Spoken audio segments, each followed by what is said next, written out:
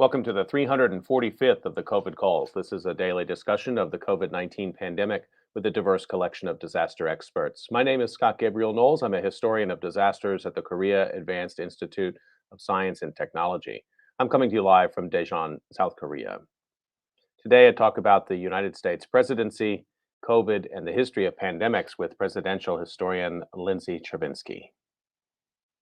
Just a reminder, you can usually catch COVID calls live on weekdays at 6 p.m. Eastern Time. Just go to the COVID calls YouTube channel to watch. You can hear COVID calls anytime recorded as podcasts on Spotify, iTunes, Podbean, or anywhere you get podcasts. You can also keep up with COVID calls via Twitter using the handle @US of Disaster or @COVID calls. Please help spread the word and send suggestions for future guests and future topics.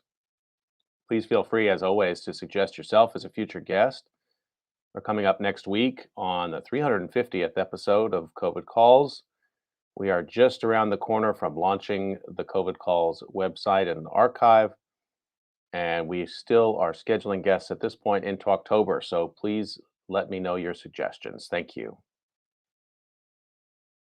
As of today, September 23rd, 2021, there are 4,719,379 deaths from COVID-19 globally. That's according to the Johns Hopkins University Coronavirus Resource Center. I've been reading an obituary or a story of advocacy for those impacted by the pandemic, and I'd like to continue that now. I'd like to acknowledge the work of the Twitter feed and Facebook group Young and Severely Affected by COVID, and also Cleavon MD, both of whom I rely upon their incredible work in bringing to light the life stories of those who've suffered and died from COVID. I'm going to read two of those now. Headline is St. Johns County High School junior dies of COVID-19 complications. The 17-year-old student at Pedro Menendez High School was described as gentle and funny. This appeared September 6, 2021, written by Jessica Clark and appeared in First Coast News, Jacksonville, Florida. St. Johns County, Florida high school student has died of COVID-19. First Coast News confirmed with people familiar with the circumstances of his death. Jonah Stiles, 17, died Friday morning, September 3rd, 2021. His principal at Pedro Menendez High School in St. Johns County sent a letter to parents describing Jonah as a talented actor who had a wonderful sense of humor. Jonah was a high school junior. There's no official word how he contracted the virus. School started in St. Johns County on August 16th. Sources say Jonah tested positive the following week and the week after he died. Jonah's family is in the grieving process and decided not to comment on his death. First Coast News reached out to one of Jonah's teachers who sent the following statement, quote, Jonah was an amazing, talented actor. He was a student that came in and put a smile on my face every single day. He was a natural performer. He was a phenomenal singer. I never had a student that was more passionate about theater than Jonah. He helped start the reinstated drama program at Pedro. My students and I loved him and will forever respect him for the talented performer that he was. I feel honored to have been his teacher and to have watched him grow as an actor. I'd like to read a second obituary. Headline is 13-year-old Oklahoma City boy described as bright and playful dies from COVID-19. This appeared August 27, 2021 on KOCO News, Oklahoma City. This piece is by Christine Stanwood. COVID-19 has claimed the life of an Oklahoma City child. Clarence Johnson III, known as Trey, age 13, was about to start the 8th grade. His mother described him as bright and playful. Trey was taken to a hospital by ambulance after he had trouble breathing. He was placed on a ventilator and a short time later lost his life. We know what's being provided for us, meaning that he's sad that he had to take our baby and he needed more, he needed more than we do. We're just thankful that he can make it easy for us to get through this process because it's so hard, said Trey's mother, Kendra Johnson. I got to tell him, reference to her son, moments before, here, don't be scared. Then I heard about a minute later, maybe I heard, call ahead, 6:03 p.m., she said. This is his mother describing The trip to the hospital, Trey's time of death is etched in her mind. Trey is his nickname. He's the third, so we called him Trey, she said. He was about to start 8th grade at Oklahoma City Public Schools. He was really loved by a lot of people. He was truly loved by a whole lot of people, and that makes us happy. It makes us really happy and sad at the same time. It's bittersweet because he was such a happy kid, his mother said. She said weeks ago her family tested positive for COVID-19, but Trey was the hardest hit. He was a pretty big boy, and I was scared that if he caught it, something like this would happen. We did the best we could with trying to lose weight, she said. It can happen to anybody. I mean, it really can. She's at peace knowing she'll see Trey again one day. There was nothing I could really do but try to save my baby. I know it isn't in my hands. I mean, that's God's hands, she said. Trey is the fourth Oklahoma City child to have died from COVID-19. The first pediatric death was in July of 2020. A 13-year-old Comanche County girl named Anna Carter died.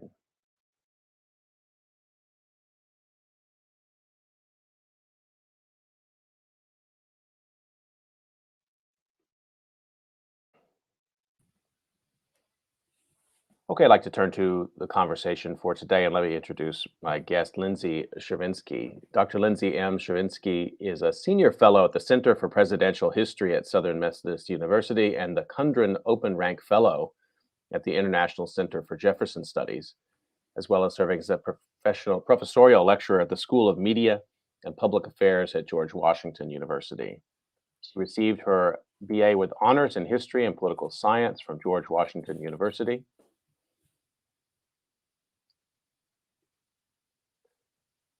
She also received her master's and PhD from the University of California, Davis, and her postdoctoral fellowship from Southern Methodist University. Previously, Dr. Chervinsky worked as a historian at the White House Historical Association. Her writing has appeared in the Wall Street Journal, Ms. Magazine, the Daily Beast, the Bulwark, Time Magazine, USA Today, CNN, and the Washington Post. Dr. Chervinsky is the author of the award-winning book, The Cabinet, George Washington and the Creation of an American Institution. Lindsay Chervinsky, thank you so much for joining me on COVID Calls today. Thanks so much for having me. I'm glad to be here. I'd like to start the way I generally do, just find out where you're calling from right now and get a snapshot of the pandemic as it is. I'm calling from Central Virginia. Things are okay here. The vaccination rate in Northern Virginia is very high. It's a little bit less in Southern Virginia, but not too bad. The state, depending on where you are, is pretty respectful about masking mandates and voluntarily adding, masks to their daily lives. I would say that that's more true in Northern Virginia than in Central or Southern, but all things considered, it's not a bad place to be. And I wonder if you wouldn't mind sharing a memory of this pandemic era also. I've been asking this question for months now, and I'm often surprised, even especially with historians, how hard it is to zoom in on one thing that really sticks in your memory. But I'd like to ask you if you don't mind. Yeah. So, I've been pretty fortunate in my COVID experience. I don't think that I've had it. If I have, it's been asymptomatic, and no one in my family has been too hard hit. So I'm very grateful for that. So I think most of my, memories and my experiences have been along the more sort of professional line. My book came out 3 weeks after the pandemic hit really hard here in the United States. And so, naturally my entire, book tour was canceled and all of those things. And I remember the day that, I really thought it was going to, a couple of weeks, I'd cancel a couple of things, and then maybe I'd cancel them and then move them to the fall. And I remember the day my husband had been sort of trying to prepare me for the fact that this stuff was going to get canceled. And I really didn't want to think about it because I had been planning for it for so long. And the day that he finally said, there's really not going to be a book tour. And it was a really hard moment to acknowledge it. I think I burst out crying. But, on a slightly more, not comical, but interesting note in terms of a historian's perspective, I was working in the office at the time at the White House Historical Association. And I remember the last day I took the metro into work. And this was when we were still thinking that, you didn't want to touch anything. So none of us were wearing masks, but we were like afraid to touch the poles or the doors on the metro. And now in retrospect, that just seems kind of ludicrous. Well, thank you for sharing those details. That last one, really, I had forgotten this, but going to the grocery store early days in maybe April of last year and wearing, I guess I should have known better, but wearing something that would barely qualify as a mask at this point, but being absolutely fastidious about the wipe down of the stuff when you got it home, which seems to resonate a little bit with your metro story. I'm sorry about the book tour. That's okay. I've made the most of it. I've had a wonderful opportunity to do a lot of online things and met a lot of people that I don't know that I would have met otherwise, because everyone's been so entrepreneurial and creative, and in some ways probably reached audiences that I wouldn't have met otherwise, just because I don't know that I would have, given a talk in Iowa, for example. But if all things considered, I would really like there to not be a pandemic the next time I have a book come out, if I can help it. Yeah, let's see if we can work on that. And absolutely, have talked to lots of authors who had books come out in the middle of, it's been so long now, how could we not? And that exactly as you described, there's really something about the opening up of possibility that Zoom, presents, but at the same time, it's not being in the room with the stack of books and that face-to-face communication. So I hope you get, I'm sure you've got a second book in the works, and I'm sure you'll get that opportunity soon enough. And I think also as a presidential historian, these are really dramatic times. And I say that with some reticence. Historians are really reluctant to point to any moment as a turning point. But for the presidency specifically in these last 2 years, I don't know how you rest. It's a challenge. I often say that I really like writing about historic moments, but I would be okay living in a little bit more of a boring time. There is no doubt that the last several years have been historic. And, sometimes it's hard to know whether that's true when you're living through the moment, but I don't think anyone doubts the last couple of years have been quite unusual. There have been some downtime moments, but not a whole lot between like October 2020 and February 2021. Those were a couple of really crazy months where it felt like every day was this huge story that had to be addressed. Now, your book, again, is The Cabinet, George Washington, the Creation of an American Institution, and you've been writing also for popular outlets, and you keep a regular column, I guess you could call it, in Governing, which people can find at governing.com. There's some really great essays there that everybody should check out, and I'll put a link up for that in a minute. But let's start by talking about George Washington and talking about, I guess, before the presidency and the issue of vaccination during the Revolution. It's one of the stories of yours that I think has gotten a lot of interest and traction. So George Washington was not an anti-vaxxer. No, he was not. That's a weird way to set up a discussion these days, but I think we have to say it that way. I don't know that anyone has ever asked me a question starting with anti-vaxxer and George Washington in the same sentence, but it's a good way to start. So there were a couple of big threats at the time. The real significant one was smallpox.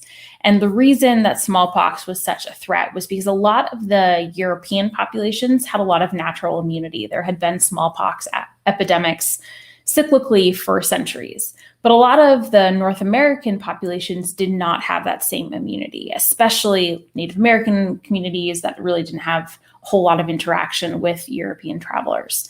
But that also applied to a lot of the residents of North America and then the British colonies if they hadn't traveled to Europe. And so Washington was actually one of the few Americans who did have immunity. He had contacted smallpox when he was in Barbados with his older brother, and he had survived, so he had immunity. But he recognized that it posed a huge threat, and smallpox tended to hit in winters. It tended to hit particularly dense population centers, was exacerbated by poor hygiene. lack of running water, lack of, sewer systems, the things that we sort of take for granted in the 21st century. So naturally, when you're thinking about those conditions, an army camp is a particularly bad place for a smallpox outbreak. And Washington was having a lot of trouble keeping soldiers in the army camp anyway. There were a lot of people who weren't re-upping their terms, or they were deserting. So he decided to issue an order that all new soldiers coming into camp and all existing soldiers had to receive the smallpox inoculation. Now, this inoculation was not the, very sterile sort of quick process that we get today when we go to the doctor's office and, they swab your arm and they give you a shot. This was very gruesome. And the way the process worked was a doctor would take a infected person and swipe a knife through one of the infected pustules on one of their limbs, then take that dirty knife, the point of it was to be covered with the infected stuff, and slice it under the skin of a healthy person. Now, this was not like a vaccine today in that you sort of got the antibodies without getting the illness. You often did get smallpox, but it was usually, if you got it via blood as opposed to through the air, you got a much less viral version of it. And so you would have a much easier time overcoming it. Now, not everyone. Some people did get severe cases and people did die from it, but at much lower fatality rates than a full-blown smallpox epidemic. And so Washington implemented these orders. He enforced it. His soldiers were forced to get the inoculation. And it was really a strategic decision when he thought about the war effort. What was the position of the Continental Congress on all this? Well, initially, the Continental Congress was very concerned about the smallpox inoculation. It's really important to keep in mind, there wasn't a great understanding of how this disease spread. And so they were very worried when, people observed individuals getting the smallpox inoculation and then getting sick. They thought that the inoculation would actually spread the disease, as opposed to I guess it did in theory make people sick, but it made people less sick than they would have been otherwise. So initially they banned smallpox inoculations in places like Philadelphia because of the high intensity of the population concentration in the city. But by 1776 and 1777, it was clear that there were starting to be smallpox outbreaks, especially around the Philadelphia area. And so Washington basically overruled them. And you point out in this essay that he did tell people keep it quiet. Send your soldiers to me, send them vaccinated, or we're going to do that, but don't mention it. Why did he feel the need to keep it quiet? Well, his main concern was that when someone got the inoculation, it took them a while to be back in fighting shape. And so even if he did this inoculation in stages, huge portions of his forces were going to be unable to fight. And the same was going to be true with new troops that were coming in from the South or new troops that were coming in from places like New York City. And so he was very concerned that the British would get wind that, a huge portion of the army was out of commission and would seize that opportunity and attack. So he was really trying to make sure that the temporary weakness of the army was not something that made its way to the British forces, and it didn't become a much larger long-term weakness. Just a reminder that you're listening to COVID Calls. We're talking about presidential history and pandemic and COVID with historian Lindsay Chervinsky. So let's stick with Washington and move the timeline up to the presidency and the formation of the office, which occurs against the backdrop of three terrible yellow fever epidemics, and that whole era, of course, throughout the United States, but the most famous ones were in Philadelphia, which was the seat of government at that time. That's right. So yellow fever was something that was sort of endemic to 18th century life and early 19th century life as well. In places like New Orleans, where there wasn't ever really much of a deep freeze, it sort of always was in the background, especially sort of late summer, early fall, when the mosquito population really exploded. Yellow fever is transmitted by an infected mosquito bite from one person to another. But because it was sort of always present, the population gradually developed antibodies, and then mothers would pass those down to their children as well. In places like Philadelphia and New York City and Baltimore, where there were deep freezes, yellow fever was not sort of natural to the area. And so that meant it had to be introduced. And usually it was introduced by a merchant ship that had water that was infected with mosquito larvae that carried the yellow fever disease. And then once it arrived in a place like Philadelphia, where the wharves were quite literally rotting and the, sort of waterfront was a disgusting, morass of sewage and garbage and animal carcasses, which was sort of a natural playground for the mosquitoes, it then exploded. So in 1793, which was the most famous of these outbreaks, it tended to break out in August, which is when sort of the end of the summer. It was a very hot and humid summer. And so there was this terrible outbreak. And pretty much everyone that could afford to flee the city did. And that included the federal government. Pretty much everyone went home. They tried to get to a more rural location.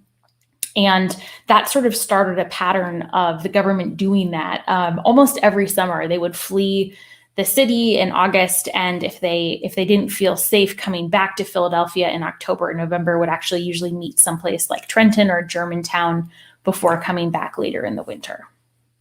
So there's no sense that Washington or his cabinet members felt the necessity to stay in Philadelphia and either deal with it wasn't a federal city, and this is largest city in the state of Pennsylvania, but they felt no need to stay there and try to organize the relief effort? It's a great question. So usually one secretary would sort of stay behind to basically like gather the mail and send it on to people to sort of be a point of contact for federal government business. But what's really interesting is in the 1790s, there was no expectation of federal government intervention in what we would think of today as public health. It was just not considered to be a federal issue. It was a local issue. And so local officials were often expected to take measures to try and prevent these types of pandemics or to mitigate the effects of them. And I know we'll talk about, there's an outbreak that occurs a few years later, in which there's a very successful example of this local effort. So it was really, there was almost no discussion. There was no expectation that Washington would do anything. If any branch of government would be expected to do something, maybe it would be Congress, but I really see no evidence of that. Instead, it was the Philadelphia officials who were expected to provide relief and care and services, especially for the poor or for the ill, which they kind of failed to do because the outbreak was so bad. There was almost no one to provide that care. It's really interesting. I mean, I used to live in Philadelphia and taught a course on the history of Philadelphia, and there's a tremendous output of, common for that time, political tracts, broadsides, poetry, in trying to make sense of the disaster, and also, of course, trying to find some sort of political economy of credit and blame.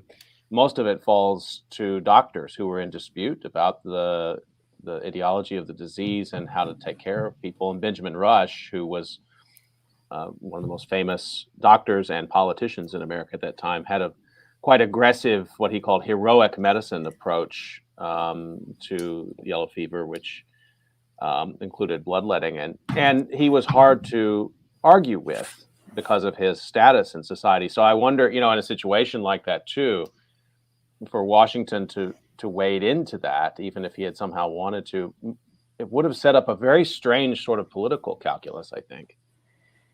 I agree. One of the most fascinating parallels of the 1790s and today was how politicized the pandemic became. So Federalists blamed immigrants for bringing in the disease and blamed immigrant ships for bringing in the disease and introducing it to the cities. Republicans blamed the conditions of the cities, and they thought that urban centers were sort of bastions of disease and sin and corruption. Now, both of these things actually were true. As I mentioned, it was both ships coming into the city, but then also the conditions of the city. But both of these positions were also rooted in sort of political biases.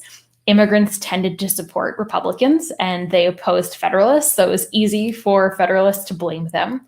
And Republicans tended to have very little support in cities or urban centers, or at least the Atlantic seaboard. So that was really where Federalist support was localized. So it was easy for them to blame those regions for the pandemic. So I just think that, it's such a fascinating parallel, and that also extended to the types of cures, which is something we're seeing again today as well. Benjamin Rush was an ardent Republican, and so people who were Republicans went to him, whereas Federalists tended to go to other doctors. Alexander Hamilton got quite sick in 1793, and his doctor recommended a course of hydration, sort of cooling compresses, which was actually much more effective than the very intense bloodletting, unsurprising.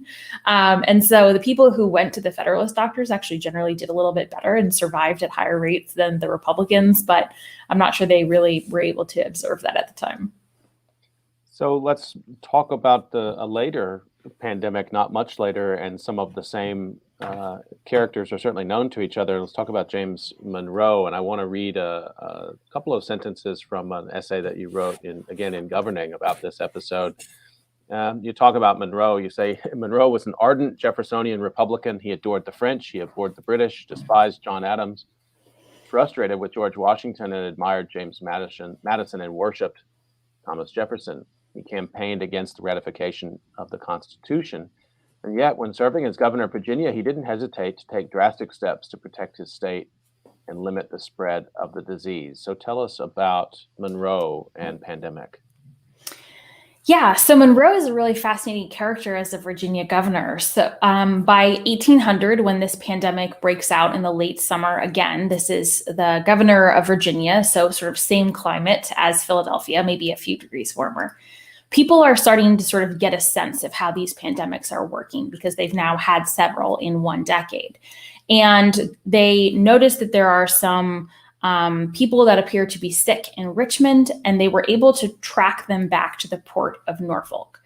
Norfolk was remains today one of the biggest ports in Virginia because it was sort of the first stopping point up the river for ships coming in from the Atlantic. And then ships would go from there to places like Richmond, Alexandria, other ports along the Chesapeake. And so what Monroe ordered was basically a very strict quarantine of Norfolk, of any vessels coming in and out of the city.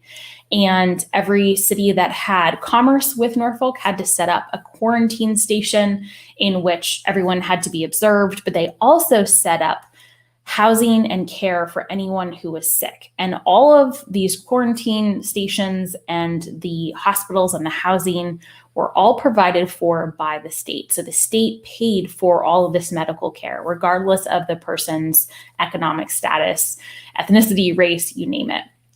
And it's one of the first examples of a governor seeing public health as a common good, recognizing that taking care of one person is going to actually help take care of the other person.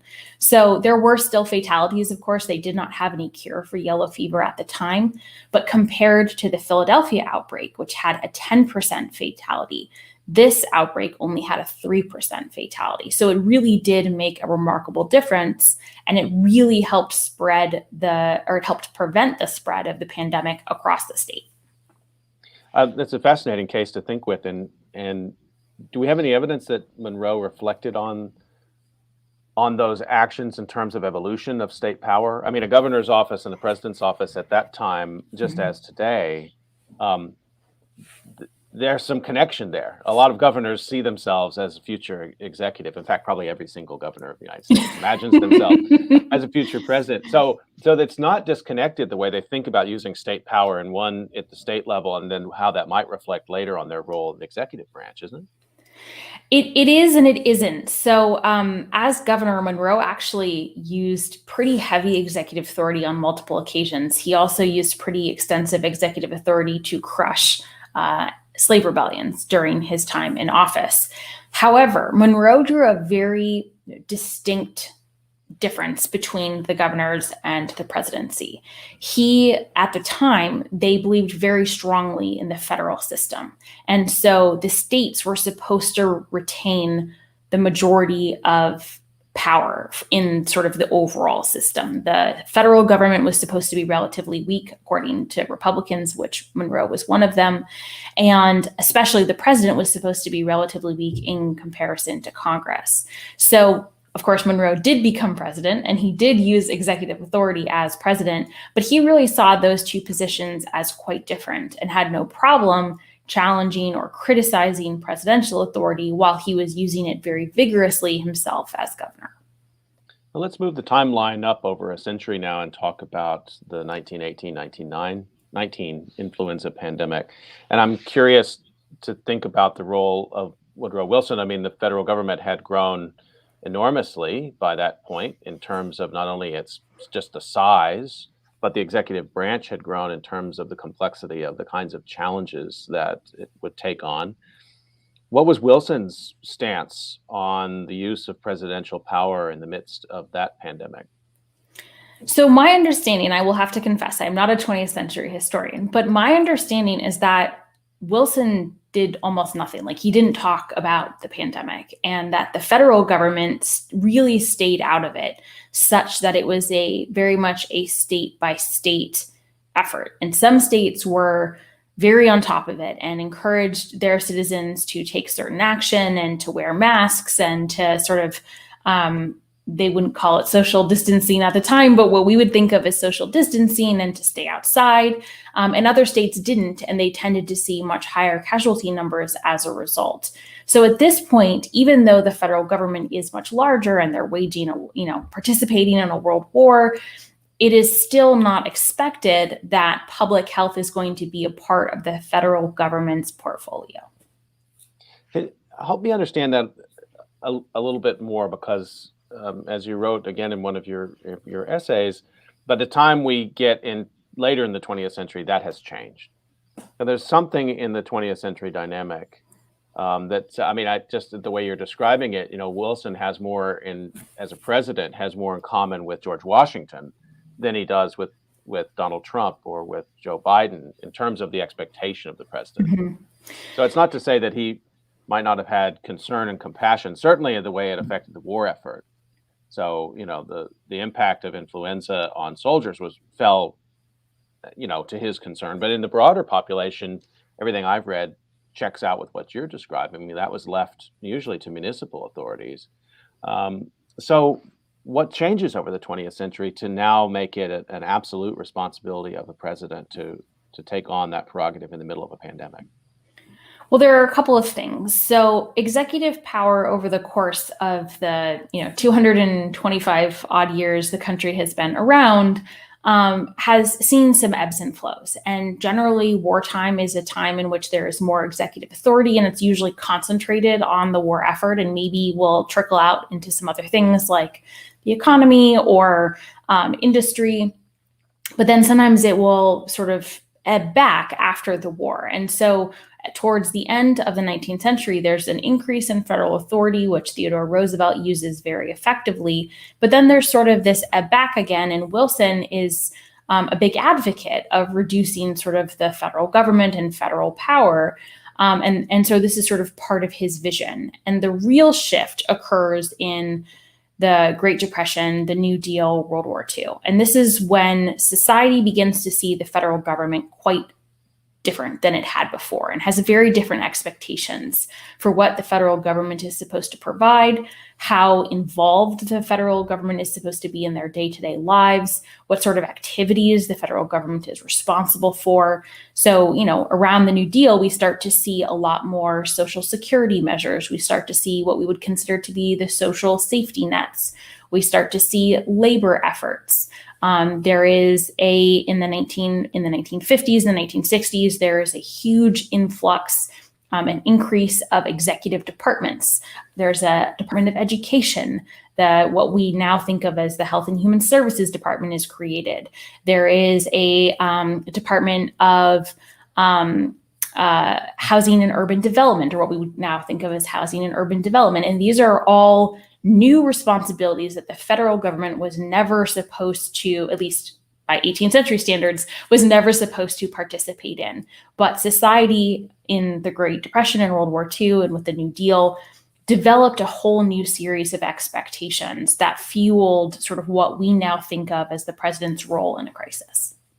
And that's not necessarily partisan, I guess. I mean, that evolution of the presidency in the 20th century, which leads, again, back to the elaboration of the cabinet and experts who can then advise the president and carry out the presidential vision of leadership. I mean, I'm just noting that what we now call Health and Human Services was created in 1953 under Eisenhower. So it's not necessarily this idea that it can only be a Roosevelt Democrat that wants to grow the government. That agency is formed, I presume, because in reaction in part to the polio epidemic, and it occurs under Ike.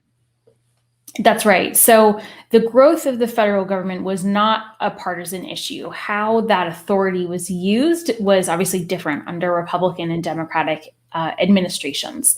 But for example, Eisenhower was also responsible for the national highway system. So that was a huge federal government investment in infrastructure, which he actually saw, quite similar to Washington, as a national security measure. He recognized that if there was no way to get from the East Coast to the West Coast without it taking 90 days, that the United States was vulnerable to attack. Similarly, when we think of a president like Ronald Reagan was a huge advocate for presidential power and presidential authority and used it pretty effectively. Even if he was sort of advocating for smaller government, he still was a huge advocate for presidential power. So it's definitely not a partisan issue. And even today, when we think about Trump and we think about Biden and our society is discussing what sort of potential reforms would be appropriate, sometimes there's pushback on presidential reform depending on who's in office, and not too many people are consistent about those reforms regardless of what party is in office. Well, we'll come to the Trump presidency in a moment because I have some questions about how you think the executive branch and the office might have changed in his presidency. But I wanted to zero in on one part of this because, talking about Roosevelt and the way he used media and the way that he projected care, his affect of care, and also as a polio survivor himself. Mm-hmm. I wonder about the role of the presidency in terms of projecting care. That mm-hmm. So maybe it's not the government is mandating something or providing resources to local hospitals or epidemiological data or whatever we expect to happen these days, whether it happens or not, but that a president uses the office and the incredible tools of communication at their disposal, whether or not they mm-hmm. use that to project empathy and care. Trump, I think anyone would say, Republican or Democrat, has to say that was just not his persona, and he didn't use it strategically either. I mean, even if he didn't care, he didn't bother to try to project care as a strategic communication tool. So he didn't talk about people who were suffering. He didn't talk about people who were dead. There was no memorial activity. And I think of that in juxtaposition to like Lincoln mm-hmm. or again to, Franklin Roosevelt. And it just strikes me the difference that presidents, the differences among presidents in the way that they use that power of the office to project empathy. Yeah, what I think that empathy piece gets at is we have this expectation not only that the person in office will basically enforce the laws, which is the constitutionally mandated role for the president, but also that they will be a figurehead. They will be a symbol of the United States on the international stage. And we increasingly sort of focus on the bully pulpit aspect of the presidency, which is sort of the soft power parts, the lead by example, the demonstration of certain values and virtues, the ability to affect change through their personality or relationships, or just the incredible platform that they have to reach people. And certain presidents have used this with tremendous effect. Theodore Roosevelt, Abraham Lincoln, FDR. And one of the things that makes those individuals so effective is they're very good at utilizing new types of media and experimenting with new types of communication. FDR's fireside chats are a great example. But they do express empathy. They express concern for the average American, and they made the average American feel heard and feel seen and understood. And that is a huge part of the job of the president, because unlike Great Britain, where they have a prime minister, but then they also have the king or queen, and that is the head of state. And the queen often serves as that sort of empathy piece, as the symbolic center of the nation, and gives speeches in moments of great peril and crisis, and goes and meets with people, and the royal family goes and meets with people. And that kind of softens the edges of the prime minister if they're not a particularly, warm individual. We put all of those into one person, and it's a really tall task. And there's a reason so many presidents are bad at it, frankly. What Donald Trump did that was so different is that he just didn't care. It wasn't that he tried and failed, or that he maybe cared personally, but sort of was aloof publicly, like maybe Herbert Hoover. It was that he didn't care. He didn't seem to try to care. And that, I think, was something we still are sort of having trouble wrapping our minds around. Yeah, I think it's one thing to be incompetent, and then you said with Hoover, Mm-hmm. and there's a continual revision of whether Hoover was incompetent. But let me just leave that there. But to project care or lack of care. But when they both line up to be both incompetent and to not project care, that seems like a pretty dangerous place for a president to be, both as a strategist, as a communicator. You wrote in, again, one of your essays in governing, you talk about this concept of dereliction of duty. So, again, sort of as we read backward, I think with our present vision of what the presidency is, might be natural for us to look back at these earlier episodes and say, well, how come people didn't hate Woodrow Wilson for what happened at that time? Or how come people didn't blame, Washington for the 1793 epidemic in Philadelphia? And you gave, I think, quite compelling reasons why they didn't. But you wrote, thinking about Trump, former President Trump's approval rating continued to fall during the pandemic because he refused to take any action at all. Americans in 1793 or 1918 may not have expected presidents to address a pandemic, but in 2020, they did. Yeah, I think that's right. And, one of the challenges with the Constitution, and this maybe will lead us into our conversation about how the presidency has changed and evolved, is that the text of Article 2 is quite short. And it doesn't say a whole lot about what the president is supposed to do. And so much of the system is built on norms and customs. And those have developed slowly over time and are sort of based on social acceptance and are enforced by things like shame and political culture and election results. But they also reflect an evolution of our society's expectations for what politicians should be. So, for example, it would no longer be appropriate for a president to own other individuals. It doesn't say that in the Constitution about what the president can or cannot do. Well, I mean, it says it in the amendments, but not about the presidency itself. But that would no longer be socially acceptable. And so there are things that we have evolved as a society that we expect our president to be, and we expect our presidency to try and help. And dereliction of duty doesn't mean failure always. Sometimes it means not taking action. And I think that's what a lot of people responded to in the previous administration. And what were you expecting to see when the pandemic broke out? What were you expecting to see? And as a historian of the presidency, you always, I know you have your antenna up, not only for the individual actor, but also for the office itself and how those two are always sort of shaping one another. What were you noting? Well, this is sort of, I guess, a crass way to look at it, but presidents are often made by their crises, or put another way, the best presidents tend to, or the ones that we think of as the best presidents, the ones that are at the top of the rankings, tend to overlap with major crises. And it's because it demonstrates an opportunity for leadership and for decisive action. And that's much easier for us to quantify. And frankly, it's much sexier. Like winning a civil war is much sexier than, not doing anything or not getting into a war, which is much harder to sort of wrap our minds around. So I immediately thought, wow, this is actually an opportunity for Trump to change the subject, to take action. Even if he wasn't particularly interested in taking action, there's this whole apparatus that in a lot of ways can kind of move without the president. All he has to do is get out of the way. And I think even basic competency would have resulted in a pretty significant increase in his approval numbers. And we saw this sort of at the very beginning. People were immediately willing to give him the benefit of the doubt.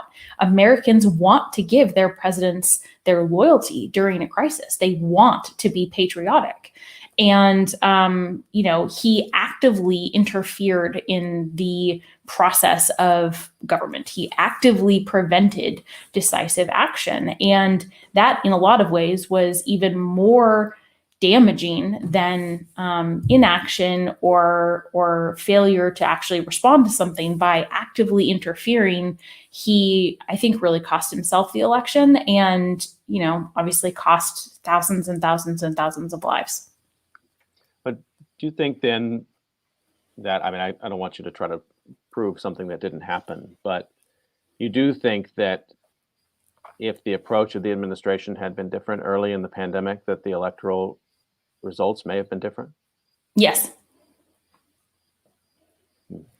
Which is, quite a statement. But I think that people were willing to overlook an awful lot. And as demonstrated by, sort of his continuing support in his election in 2016. And if he had done just the bare minimum with the pandemic, I think he probably would have won. I often think about Hurricane Katrina, and if the timing of that had been 1 year earlier, if George W. Bush would have been reelected, because that was so obviously a failure of the federal government and people put in place by Bush who were obviously incompetent, that it reflected, that it opened up, that it wasn't just that one incident. And I want to get your thoughts about this in terms of COVID. It's that one incident, but then it sort of shows the whole of government that most of us are never thinking about. Maybe the cabinet secretaries, maybe people know those.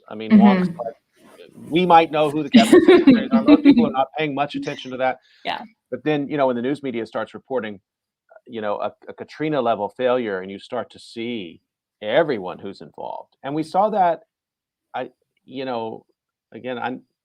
it's hard sometimes to talk about this because we're also talking about the death and suffering of millions of people.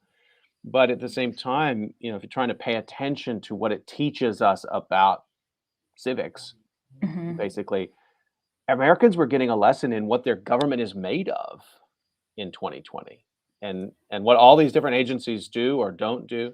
And so again, I guess, my question to you is what you think about, I guess, how much it mattered, that failure.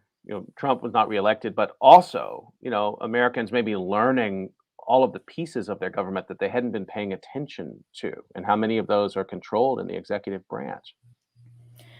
Yeah, I think that's one of the real sort of, I don't want to say silver linings, but it's one of the outcomes that has been perhaps most interesting to me over the last several years. And I would say actually going back to 2016, is people want to understand the origins of the system. They want to understand how it works. They want to understand how we got to our present moment, because it's not always very clear. It can be very convoluted. And sometimes the answer is as simple as, well, that's kind of the way it's always been done. And so we'll get questions like, well, can he do that? And the answer is, well, kinda, yeah, until someone, votes him out. And so much, I think one of the realizations that so many people, so many Americans have had is that the framers of the Constitution and of the system did anticipate that there would be sort of, megalomaniac leaders who would want to seize power for themselves. But they expected that the American people would vote them out. They expected that the American people would implement consequences. And they expected that impeachment would be a tool that could be used to hold people accountable and would not become such a partisan tool. And so that, I think, has been a real disappointment, is seeing how those expectations have not met with reality. Let's stick with the impeachment issue for a second. So you're not only following the Trump presidency in terms of a pandemic presidency, but also the impeachment. What did you learn, or how did impeachment change? What does the Trump impeachment do to sort of enrich our understanding of that part of presidential history? Well, what's fascinating about the process of impeachment is how few times it's been used for the president. And I think that's probably because it's not to say there hasn't been malfeasance or, actors who have behaved poorly, but generally the political system sort of keeps them in check. There are a couple of instances where the president has sort of escaped I don't want to say the easy way or the hard way, but for example, President Harding, his cabinet was so corrupt, and it's possible that he would have been impeached had he stayed in office, but he died, so he basically escaped that form of censure. So, but the rest of the presidents, even if they did things that we would consider to be morally objectionable today, or if they were slightly corrupt, or if they made mistakes, they sort of confined their actions to a certain set of behaviors. And this sort of fit into that sort of norms and customs and social shaming and political culture concept. So there have only been a couple of impeachments. And of course, two of them have come in the last couple of years. And so it is a relatively new phenomenon and is a relatively new tool that we are exploring as a society, which, given that our Constitution is the oldest surviving national constitution, that's pretty remarkable. That being said, I think the impeachments during the Trump process, especially the most recent one, have demonstrated that it isn't actually an effective tool. And at least not in our partisan system today, when senators can be presented with overwhelming evidence and they will choose the party line instead of what is right for the country. And so to me, it is a broken tool. It is a broken part of the Constitution. It's not the first broken piece. It's certainly not going to be the last broken piece. But if there's to be true accountability, which I think there should be, and I would hope that all Americans would agree, that will require reform. Just a reminder, you're listening to COVID Calls. We're talking about the presidency and pandemic today with historian Lindsay Chervinsky. So let's talk about the Biden presidency. And as you pointed out, and I agree with you, Trump's mishandling of the pandemic and unwillingness to use empathy as a presidential tool certainly, I would argue, led to his defeat. And I mean, he wasn't popular before that, but it certainly, I think it's what did end his presidency. So now we have Biden, and he ran on a platform of competence. Let's take a move towards competence. And I will use, and I don't know how many times he said this, I will use the full power of the federal government at my command to end this pandemic. I mean, a very simple message. So how well has he done in living up to that? That is to say, using the power of the office of the presidency. And what do you think is in store for him? I mean, in particular, we're coming up to the midterms, which is always usually a challenge for a president, particularly a first-term president.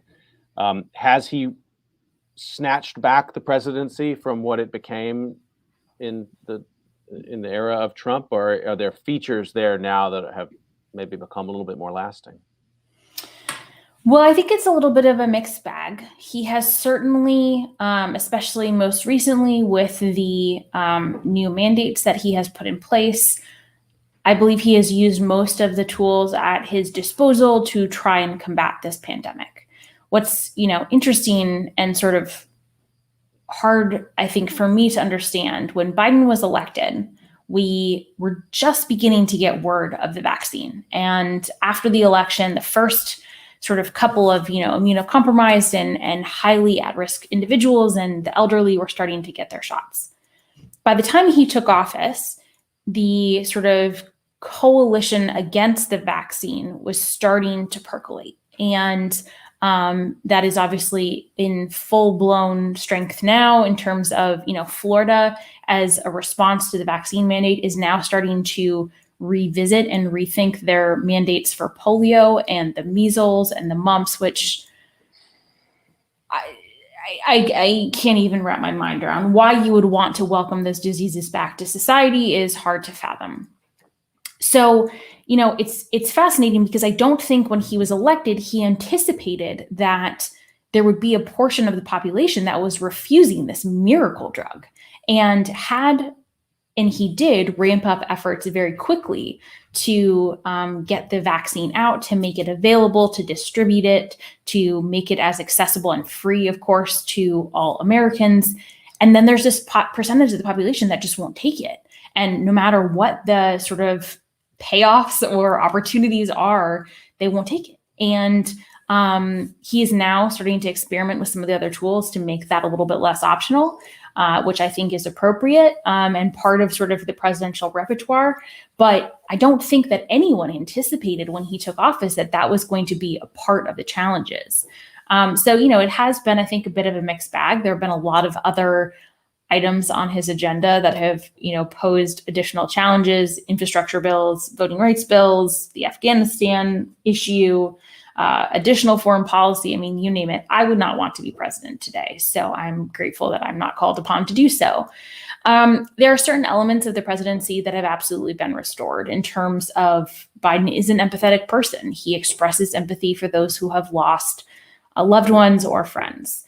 I think even his detractors would admit that he is a decent man, and he loves his family and the sort of things that we would like to see in high office. There are elements that he's still grappling with that are left over from the Trump presidency. For example, some of the immigration and border policies that we're seeing on the southern border, especially with the Haitian refugees that are currently coming in. Biden is enforcing, or has been enforcing, at least as of Thursday, September 23rd, the Trump era policies. I think some of his allies are disappointed by that. I wouldn't be surprised if that changed, but I do think there is sort of a continuing negotiation over how much of some of the Trump era stuff should be continued. I'm glad you zeroed in on that period of time, that interregnum period after Trump lost, and because it's such a confusing, and even just to reconstruct it the way you did, that Trump's attitude was the vaccine will be the way out of this. He was vaccine promoter number one, and even his detractors have said Operation Warp Speed, however you think about its name, was an important it was an important demonstration of the power of the presidency in the middle of a disaster to take some leadership. He was vaccinated. He nearly died from COVID, as far as we can tell. He received every kind of treatment possible. But then I guess, so much of the oxygen is taken up by what happened on January 6th, that Trump, as an advocate for vaccine, is lost in the media ecosystem. I'm still trying to piece that back together, because you would be hard pressed to say Trump is that in those critical moments when the sort of anti-vax lobby, and it is lobby and people are making money off of it, when that's sort of percolating in those months in December and January, I don't think you could say Trump was at the head of it. And so I'm confused about that particular. Now, he may own it, and if he runs for re-election, he may turn his back and say, I was always against vaccines, they made me do it. Who knows what he would say. Mm-hmm. But in those critical months of November, December, and January, I think you'd be hard pressed to say Donald Trump is standing. I mean, he's still the face of a federal effort to try to bring the vaccine into realization. Yeah, it is an instance of where sort of the crowd mentality got out ahead of the leader in this case. I think a couple of factors contributed to it. He got the vaccine, but I think acknowledging that a vaccine was required inherently undermined his argument that either it wasn't that bad and, COVID is kind of a hoax, or that it was sort of a Chinese threat. So he got the vaccine, but he did so in private. He didn't do so publicly. A lot of other public officials did. He never really talked about it until recently. And then he got booed. And so he became sort of very wishy-washy about it. His, COVID is a hoax. It's the public officials forcing it on you. fed very nicely into they're trying to now put something in your body. So it kind of became this whole anti-government agenda that bled very nicely from one idea to the next. I don't think he was the leading voice in the anti-vaccination sort of movement. He certainly helped foster it and he helped lay the groundwork for it. But I agree with you, he wasn't the most vocal proponent of it. I think that, it's one of those sort of, for me at least, it is a political position that does not hold any water. If you dig into it, I am willing to bet that almost every major opponent of the vaccine has had vaccines for measles, smallpox, chickenpox, maybe, pertussis. Florida, as I just mentioned, you have to have at least 7 vaccines to go to kindergarten. And I'm willing to bet that every single one of these people has been to kindergarten. So, it's a confounding situation. And they often have these advocates often have no problem with government authority over other aspects of other people's intimate parts of their lives or their bodies. So it's a very targeted opposition. So I agree with you. It doesn't make a whole lot of sense. And it is confounding that it happened so quickly. Almost up on time with Lindsay Chabinsky, and I guess we just want to, again, it's always problematic to ask historians to predict the future, so I'm not going to ask you to predict the next election, but thank you.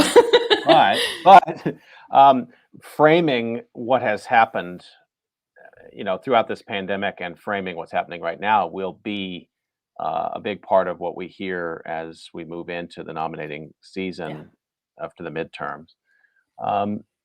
And I guess put that back in some historical context for us. You talked about how crises are moments that come to define a presidency. I think, intuitively that makes a lot of sense, but it doesn't always. It takes a skillful party apparatus and a skillful candidate to own parts of it and leave other parts aside. If they're running for re-election, to point to the parts that were successful and try to downplay the parts that were unsuccessful, or if they're running to unseat an incumbent, to paint their incumbent as completely incompetent, even though there may have been successful parts of what they did. So I guess I'm just, again, curious what you sort of be watching for as we begin to think about the next election on how COVID will be framed as a presidential issue.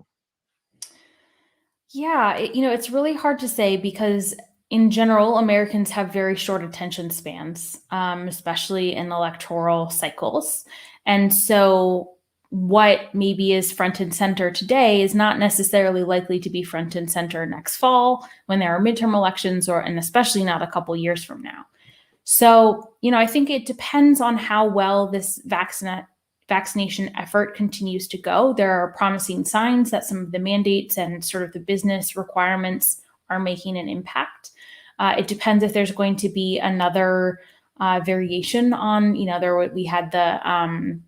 we had sort of the original, then we had the Delta. And so there's a question of whether or not there's going to be another strain. I obviously hope not. If there's not, and people are sort of able to slowly get back to normal or whatever that is going to look like now, I could see COVID actually not playing a particularly large role in the next presidential election.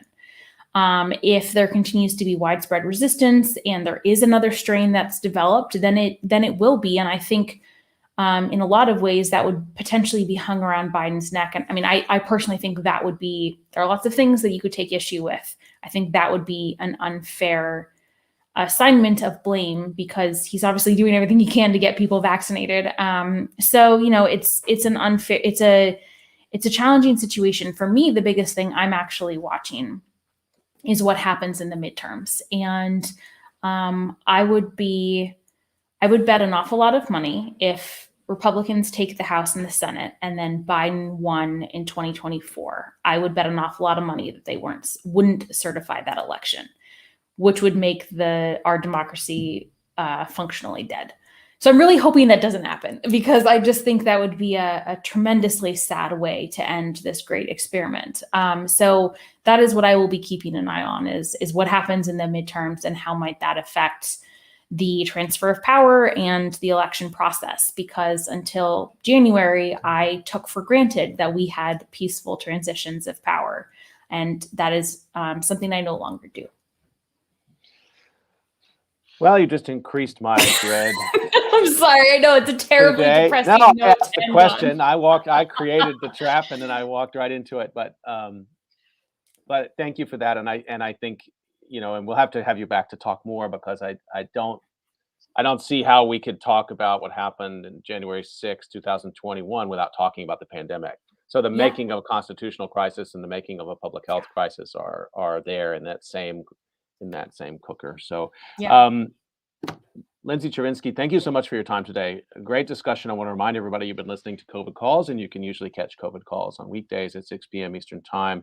We'll join you right back here next week, and please do pencil in. We'll have guests all week. Be sure to pencil in Tuesday for a return visit from guest host Kristen Urquiza, founder of Marked by COVID. So please do join me for that.